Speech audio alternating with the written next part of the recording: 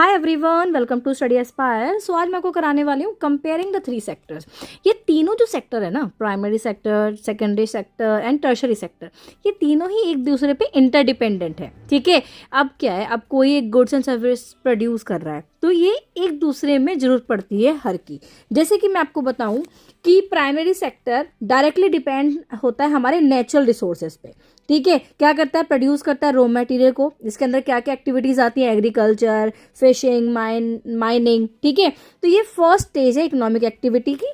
Secondary sector की बात करें, ये प्राइमरी सेक्टर में जो रॉ मटेरियल इकट्ठा होते हैं उनको यूज़ करते हैं। ठीक है, अब इनके अंदर क्या होता है, मैन्युफैक्चरिंग होती है, प्रोसेसिंग होती है। ये रॉ मटेरियल को फिनिश या फिर सेमी फिनिश गुड्स में कन्वर्ट करते हैं। ये second stage of economic activity होता है। Example, making cloth from cotton, ठीक है, स्टील फ्रॉम आयरन और। थर्ड है हमारा टर्शरी सेक्टर।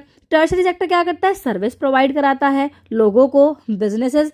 ठीक है, अब इसके अंदर क्या आता है, transport, banking, education, health care, trade. ये हमारी third stage of economic activity है। एग्जाम्पल इसके अंदर आप लिख सकते हो, जैसे टीचर्स हैं, डॉक्टर्स हैं, शॉपकीपर्स हैं जो सर्विस दे रहे हैं।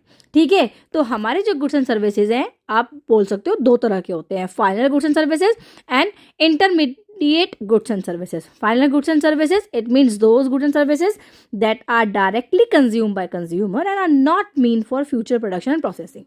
Final goods and services है जो आप ready to consume कर रहे हो, मतलब आप आगे वो प्रोसेस नहीं होना है, आगे फर्दर प्रोडक्शन में नहीं चाहिए।